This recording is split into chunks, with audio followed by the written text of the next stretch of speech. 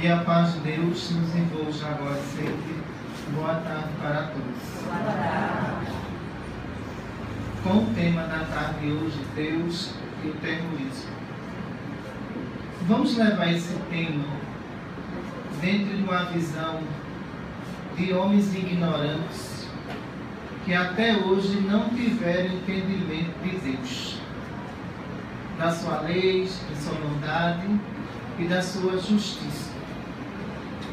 Mas esses homens, na verdade, são espíritos vindos de mundos inferiores, as últimas reencarnações que terão na Terra. Sendo as últimas reencarnações, a visão dessas criaturas é chocar a humanidade. Já que eu vou perder o meu lugar, eu deixo o estrago. E esse estrago vai ser muito maior do que vocês pensam. Porque dentro do processo de evolução, estamos vivendo o primeiro estágio de mundo de regeneração. Cada estágio dura 50 anos. Nesse primeiro estágio, iremos observar que a humanidade sofrerá baques impressionantes até o ponto de negar a existência de Deus. Quando fazemos essa colocação, vemos claramente as profecias colocadas pelo Messias, referente à fé e referente às religiões. Mas vamos dar um tempo na atualidade e vamos mergulhar no passado para a gente entender o presente que está acontecendo atualmente com a humanidade. Na época de Moisés, é interessante que acontecem vários fenômenos dentro do Egito. Ações essas que eram naturais, que não era atribuída a Deus nem o poder de Moisés. Só que o povo egípcio, tanto como o povo hebreu, eram povos ignorantes, que não tinham conhecimento nenhum. Se havia qualquer situação que não sabiam explicar, os egípcios falavam que era castigo dos deuses. E evocava espíritos trevosos para fazer os seus pactos. Esses espíritos trevosos estavam na simbologia da crença do politeísmo egípcio. Eles acreditavam todos naqueles fatos. A partir do momento em que Moisés ele começa a pregar a crença de um Deus único, o que acontece é que os deuses egípcios, que eram os espíritos inferiores, começam a se revoltar contra os próprios egípcios, porque existiu ali uma intervenção da justiça divina.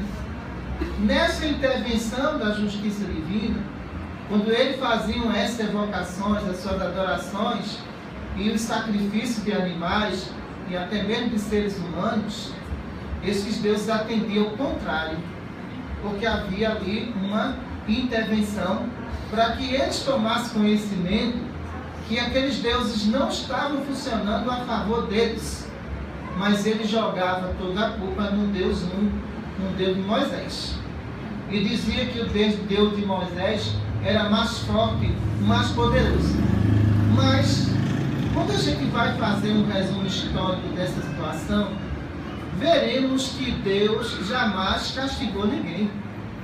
Nem Deus levou nenhuma situação a nações de castigo. Os povos atrasados, que não conseguiram evoluir no pensamento divino, esses povos se destruíram um ao outro, sem que houvesse aí a intervenção de Deus. Livre-arbítrio humano. No livre-arbítrio humano, percebemos claramente a escolha de cada um, dentro de cada religião, dentro de cada filosofia de pensamento, é escolha. Deus não vai intervir em nada.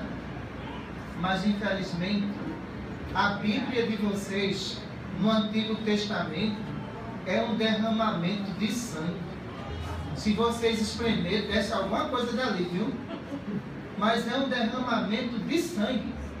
Ora, todas as causas existentes de violência, o homem antigo, espíritos ainda muito materializados e apegados às questões que ele nem mesmo sabiam explicar, diziam: é Deus.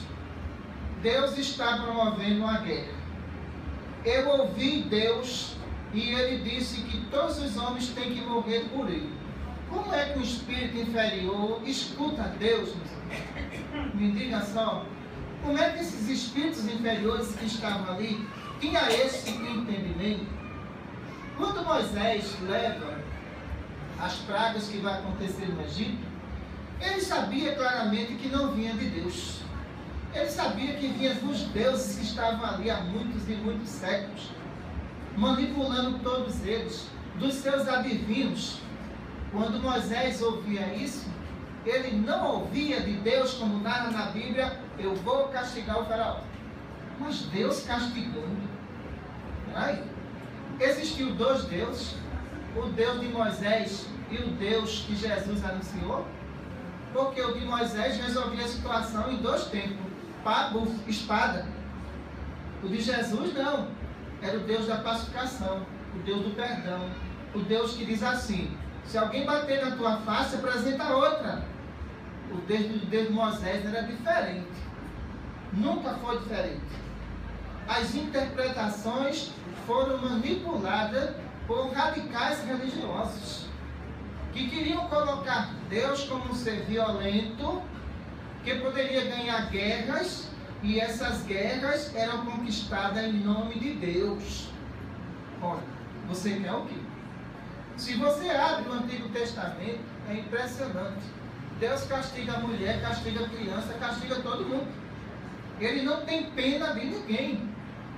Então, não foi o Deus que Jesus anunciou. Não foi. Aquele Deus era a imagem dos guerreiros, era a imagem da cultura daquela época. Mas Deus sempre foi Deus. A sua bondade sempre foi infinita.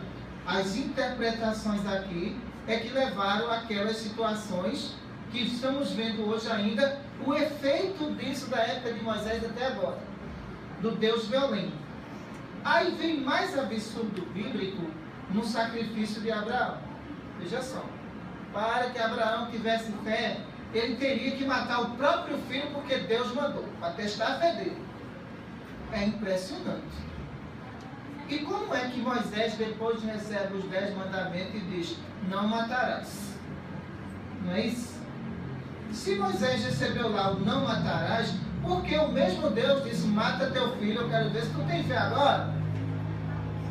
Olha aí, quando a gente começa a estudar, como as coisas começam a abrir os horizontes, percebemos que aquela cena nunca existiu. O sacrifício de Abraão não era um pedido de Deus, era um processo de perturbação que ele estava vivenciando naquele momento ali. Nenhum espírito de ordem celeste, eu nem estou colocando Deus aí, de ordem celeste vai dizer: mate o seu filho para ter fé em mim. Não vai fazer isso de jeito nenhum, porque são todos repletos de amor, todos repletos de renúncia. Jesus era a representação de Deus na terra. Jesus não era Deus. E ele falava uma passagem muito interessante, que ele diz o seguinte: qual é dentre vós que está aqui, que o vosso filho pede um peixe e vos dá uma serpente? Ou vos pede uma pedra e vós vos dá um pão? Ele quis dizer: vocês inferiores não têm coragem de fazer isso com seus filhos? Imagina o meu Pai que está no céu. Não teria. Logo, nesse posicionamento de Jesus, percebemos que o Deus violento, ele nunca existiu. Ele foi criado pelo ser humano. É impressionante quando os romanos, eles começam a pregar a guerra santa. Ora, foi os primeiros a incentivar a guerra santa, foram os romanos. Por quê? Acreditavam que as cruzadas, que teria que derrubar vários grupos, porque aquele Deus era forte, o daquele era fraco. Teria que extinguir Em nome de Deus, mataram naquela época milhares de pessoas numa guerra. O terrorismo já começava ali, pela falta de entendimento de Deus. E essas pessoas morreram em nome de Deus, achando eles que iria para um bom lugar quando chegassem do outro lado. Era o espírito ainda de uma qualidade moral indesejada. Teriam que reencarnar de novo na Terra quantas vezes fosse possível. Mas não tinha ainda essa condição de chegar até Deus, de ser conduzido até Ele, porque ele foi um bom guerreiro. Imagine só. E esse incentivo, ele se propaga cada vez mais. Aqui no Brasil, me desculpe os católicos que estão aqui, mas quantas igrejas foi construída em nome da guerra? Me diga assim. Quase todas elas foram construídas em nome da guerra. Foi ou não foi? Se ganhava uma guerra, em nome de Deus, se eu ganhar essa guerra, eu construo uma igreja. Mais uma vez a gente colocando agora armas. Um Deus que ninguém está entendendo. Um Deus pregado por muitas religiões equivocada. Onde leva hoje a sociedade num descrédito enorme naqueles que não têm compreensão da bondade de Deus. Simplesmente dizem, está vendo aí? Para que ter religião? Que os próprios religiosos estão matando milhares. Religiosos, sim. Seguidores de Deus, não. De jeito nenhum. Porque os seguidores de Deus, Jesus colocou isso bem claro e objetivo. Bem-aventurados os pacíficos. Olha aí. Ele não incentivou a guerra. Bem-aventurados os pacíficos. Ele coloca aí. Quando ele faz essa colocação de pacificação, ele diz o quê? Bem-aventurados todos aqueles que pregam a paz, porque esses irão até Deus. Colocação certíssima. Ele quebrou a violência, não aceitou. Ele não concordou com a violência. Ele viu a violência como um ato humano e disse, desde o princípio, veja só, o reino dos céus é tomado pelos violentos. Ele tem toda a razão. Quando ele fez essa colocação as pessoas que se achavam dono da verdade, dono do poder, criavam a guerra e depois de criar diziam, olha, eu estou salvo agora. Porque foi Deus que promoveu essa guerra. Quando a gente passa para Maomé, é mais complicado ainda. Vamos ter que fazer uma separação aqui. Os pacificadores de Maomé e os radicais que entendem Maomé de diversas formas. Mas o entendimento também do princípio de Maomé é impressionante o que é que ele faz. Então, ora, primeiro estava falido. Olha só, desacreditado. Chega dizendo, eu subi ao monte e escutei o Senhor. E o Senhor disse que nós temos que ir à guerra em seu nome. Só que quando ele vai à guerra, ele volta milionário. Entendeu? Ele paga todas as dívidas que ele tem. Só que isso, muitos seguidores dão continuidade a esse radicalismo seríssimo. Esse radicalismo continuou. Outros entenderam o lado da pacificação. Outros entenderam o lado do radicalismo. Dentro desse lado do radicalismo, então, o que é que coloca ali? Que a lei islâmica, ela tem que ser seguida por esse conceito, pelo Alcorão. Só que os homens antigos, eles não têm entendimento de interpretação. Quando foram fazer as suas escritas, ele colocou o quê? Todo o pensamento de guerreiro sobre o Alcorão. Todo o pensamento de luta. Então, poemas de guerras, citações, todo esse conceito, esses homens, eles entendiam como um poder material, mas não como um poder celeste. Por isso há uma grande divisão no radical. Ele aceita Maomé e nega Jesus. Ele nega por completo. Eles não aceitam a vinda de Jesus. Porque no radical, o que é que acontece no ponto de vista dele? O mais forte é isso aqui, ó. O que mata a criança queimada é isso mais forte. O que pega as mulheres grávidas e tira a criança do ventre e joga fora, é isso mais forte? Não, Deus não quer isso de jeito nenhum. Então, Jesus foi a pacificação, mostrando uma frase que os radicais islâmicos têm que colocar em mente: todos os homens são irmãos. Olha a colocação dele. Enquanto que os radicais islâmicos, ele pensa da seguinte forma: se não pensa como eu, se não adora como eu, queima. Mas que Deus é esse? Me diga só. Mas que estrutura religiosa é essa? Me diga só. Isso está correto? Não está. Quando nós entramos em contato em uma psicografia que vamos lançar, depoimento de um homem bomba, veja só, isso é um aviso para os radicais islâmicos, onde ele narra na sua psicografia um estado meio de perturbação, que se apavora ao chegar no mundo espiritual e percebe que tudo aquilo que ele estava defendendo na terra era pura ilusão. Percebe que as pessoas que ele tinha detonado agora estão com ele, se vingando dele, pelo ato praticado por ele. Ele percebe que muitas vezes chama por Alá e chama por Maomé e não é respondido.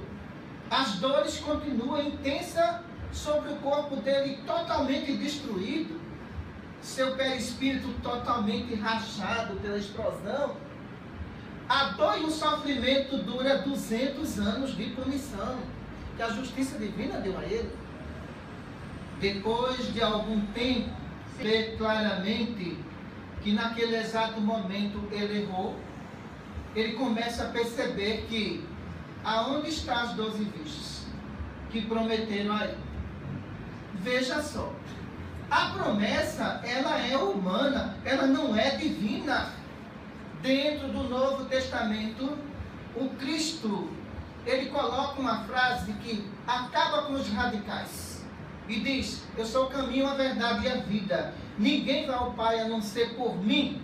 Pronto, definiu essa frase. Você quer ir ao Pai fazer o que lá? 12 virgens lhe esperando. E o sofrimento das famílias que foram massacradas? E o sofrimento das famílias das 84 pessoas que morreram por um caminhão passando por cima, pelo pensamento radical e um espírito inferior? Como fica essas famílias? Ah, o seu Deus ia dizer da seguinte forma: eu não estou me importando com ele, estou me importando com você. Aqui está o paraíso e entre. Isso é pensamento de espírito atrasado. Simplesmente, não é verdade? Pensamento de espírito atrasado. Se você causou dor, você acha que Deus vai aplaudir a dor que você causou no próximo e vai colocar você no paraíso? Esse espírito, ele diz que não tinha paraíso. Ele estava numa região altamente inferior. Ele sentia cheiro de pólvora queimada dos demais que tinham feito o mesmo crime que ele cometeu na terra. Naquele momento, ele pede ajuda, não é a Maomé, ele pede ajuda a Deus e a Jesus. Veja só, quando ele começa a entrar nesse estágio, ele diz que cada vez que ele chamava por Deus e Jesus, as suas dores aliviavam no mundo espiritual. E de repente ele observa que começam a resgatar ele daquele local onde ele disse que fedia, lugar podre. Imagine só, olha as 12 virgens aí, tá vendo? Aparecendo. Então veja só, a lugar podre. E que iria reencarnar, não entendia bem o que era isso. Que iria reencarnar, não entendendo bem o que é isso, em mundo inferior, em condições de esquizofrenia. Percebemos o seguinte: não existe o céu, nem existe o inferno. Está dentro de cada um de vocês. Dito pelo próprio Cristo, explicado por Ele. Então, a maior referência que vocês podem ter na terra, me desculpe os profetas, é Jesus, não tem outra não. Essa é a melhor referência de amor, de compreensão, de justiça é Jesus. Mas quando você se apega a um Deus violento, por que você vai dizer ao seu filho, eu matei em nome de Deus? Você vê a outra pessoa infeliz. Você tirou uma existência. Um dos 10 mandamentos não permita que você tire a vida de ninguém. Hoje o que nós percebemos nos países europeus, acendeu um alerta vermelho. A falta de educação religiosa, que não admitem mais educação religiosa. Esses conceitos não podem ser trazidos para a pátria do Evangelho. Eu aconselho a todas as mães, como eu disse lá em Timbaúba, fazer uma campanha para que o ensino religioso volte à escola, às escolas públicas, que volte à escola pública. Porque é impressionante ser proibido de fazer uma prece. Veja mesmo. Proibido fazer uma prece. Proibido colocar uma foto de Jesus. Mas pode colocar foto de corrupto? É interessante, não é? Essa colocação. Então, a partir do momento que começam a radicalizar em cima das religiões, sabe o que acontece? Estamos educando radicais. A verdade é essa. Não queremos que leve um posicionamento para as escolas espírita, evangélico, não, católico, de uma forma. Leve os ensinamentos de amor do Cristo. Já é o bastante para transformar essa humanidade. Mas quando esse amor deixa de existir, uma criança entra numa sala de aula, se senta, ela tem permissão de fazer tudo. Chamar palavrões, jogar papelzinho na professora, não é punido de nenhuma forma. Agredir fisicamente uma professora, mas orar não pode. É interessante, não é não? Então, como será esse espírito? Sem ter uma base religiosa, ele será frio, será insensível. Se você pega essa base da infância, ensinando o amor do Cristo, não induzindo ele à religião, ensinando o amor do Cristo, para que ele tenha livre escolha religiosa, ótimo, excelente. Porque sabe o que faz os radicais islâmicos? Ele pega o Alcorão, uma criança de 5 anos de idade, e começa a interpretar para a criança ao modo dele. Ser humano somos nós. Se não pensar como nós, temos que matar. Essa criança cresce insensível. Veja só, ele não vai ter sentimento, porque ele foi criado para respeitar o meio onde ele vive. As indiferenças nunca ele vai respeitar. Isso ele não vai. O meio dele vive sim. Se uma criança dessa não aceitar o que está ali, ela é espancada até aceitar. Nós estamos transferindo os mesmos ensinamentos para a pátria do Evangelho. Quando de repente não se pode fazer um Pai Nosso mais numa sala de aula, não se pode mais rezar uma Ave Maria, porque o Estado é laico. Não pode, de jeito nenhum. Mas pode jogar papel na professora, pode fazer o que quiser. Então, se as mães não tomarem consciência de uma coisa, que a moral é fundamental. Se você cria crianças religiosas, sensíveis ao sofrimento humano, serão grandes psicólogos, grandes médicos. Mas se essa sensibilidade não existir, quando ele vê uma pessoa idosa de 80 anos agonizando, ele mata. Ele não tem sentimento mesmo. Ele não foi educado para aquilo. Para ele a visão é única. Morreu, o corpo físico acabou-se, então mata. É esses tipos de profissionais que muitas vezes vocês estão frente a frente com ele, não é verdade? Que muitas vezes chega para você e diz, olha, é o seguinte, isso é terrorismo também. Você está com câncer e vai tirar 2 mamas daqui a uma semana. Isso é um terrorismo. Com a mulher, e ninguém vê isso. Isso é um terrorismo sim com a mulher. Ela tem que ter respeito. Naquele momento ali, é um drama, é um sofrimento, você vai perder uma parte do seu corpo. Vamos ser mais educados e mais éticos quando for dar notícia como essa? Então, de repente, o que é que a gente observa na humanidade de hoje? Os países europeus, como eu falei, eles estão no sinal vermelho. Primeiro, a educação. Segundo, a pena de morte que foi implantada em muitos desses países. A partir do momento que a pena de morte foi implantada, algumas pessoas radicais, eles pensam da seguinte forma: eu vou matar 200 e vou me matar. Porque ele já sabe que vai morrer. Ele já sabe que não tem saída nenhuma, que a justiça vai lhe condenar a pena de morte, sim. Então, em cima disso, o que é que acontece? A maior fraqueza dessas criaturas está justamente na punição que ele vai receber. Se ele recebe prisão perpétua, para esse espírito será um tormento. Ele vai se educar ali. Todo o reflexo de maldade que ele praticou em termos de terrorismo, ele agora vai ver. Torturar também não é a saída. Porque a partir do momento que você parte para a tortura com essas criaturas, mais ele se fortalece. Cada vez que você tortura, mais ele proclama naquele exato momento o radicalismo religioso dele. Mas ele se apega a isso, porque na verdade, no radical religioso, o sofrimento para ele é a purificação. Não adianta torturar. A maior tortura é a prisão perpétua. Porque essas criaturas, ele vai chegar o momento de sensibilidade, longe da esposa, longe do filho, sem saída. Esses espíritos vão começar a meditar naquele exato momento. Mas quando esses países adotaram a pena de morte, observem que o índice de crimes só tem aumentado. E vai aumentar muito mais, pessoal. E como vai aumentar? É uma realidade total. Como é que um pai na Europa ensina uma criança de 7 anos a atirar? Me diga só. Mas não querem que a criança se evangelize. Mas ensina uma criança de 7 anos como atirar. Esse espírito ele já cresce com poder de domínio. Ele tem um poder de domínio.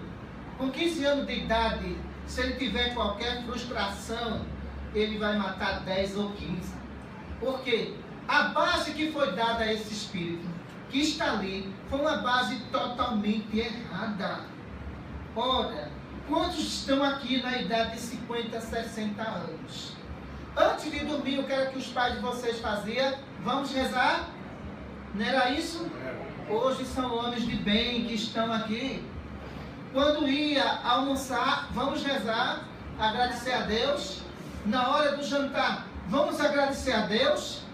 Graças a Deus que o Deus que foi ensinado no Brasil não é o Deus de Israel não, viu? Não é o Deus de Israel. Diferente. Porque na cabeça de Israel, eu tenho que massacrar os palestinos. Só que os palestinos que estão do outro lado da fronteira, entenda, comece a educar os seus filhos e dizer, olha, eu vou morrer, mas quando você crescer, acabe com Israel. Isso vai acabar quando, me diga assim? Quando isso terá fim? De gerações e gerações pregando ódio, e esse ódio sendo absorvido por essas crianças, não é o Deus que Jesus ensinou a todos. De jeito nenhum. Onde ele mostrou a pacificação, onde ele mostrou a grandeza de Deus. Quando chegaram para ele e disseram, tu és bom, o que é que ele responde? Bom é Deus que está no céu. Veja mais uma colocação de bondade que ele coloca com a justiça divina. E ele mostra isso nesse ensinamento. De repente, foi distorcido por completo. A igreja teria que fazer uma reformulação no Antigo Testamento. Por quê?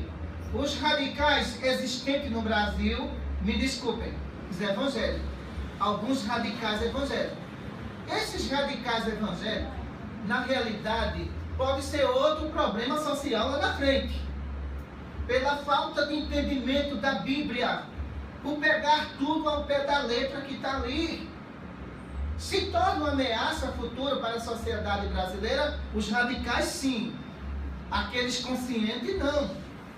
Porque observamos que esse radicalismo protestante já começa na adolescência.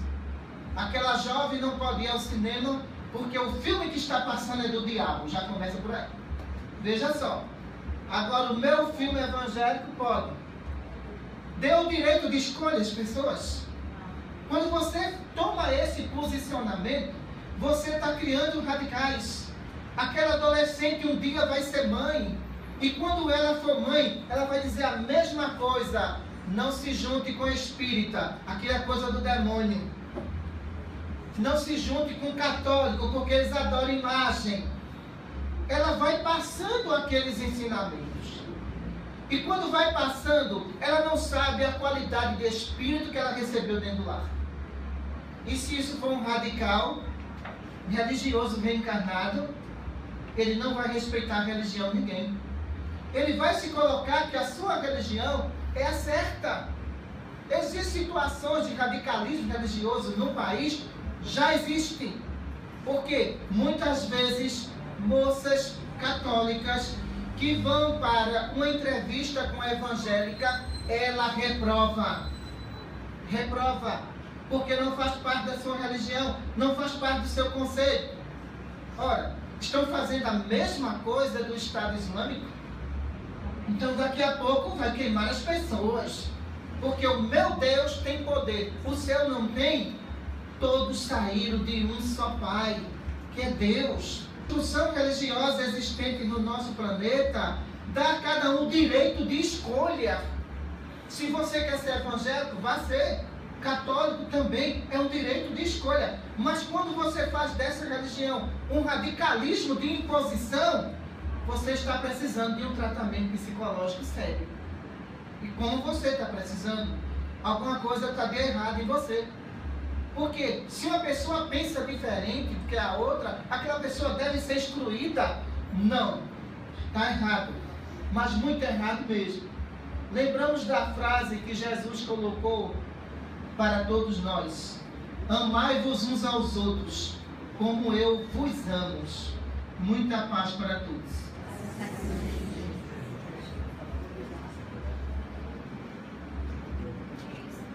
Senhor Jesus, agradecemos a Ti, Senhor, o Teu amor e a Tua ternura.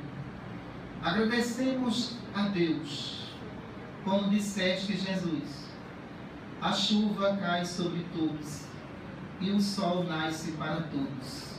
Portanto, Senhor, não deve existir indiferença religiosa nesse planeta. Muita paz para todos.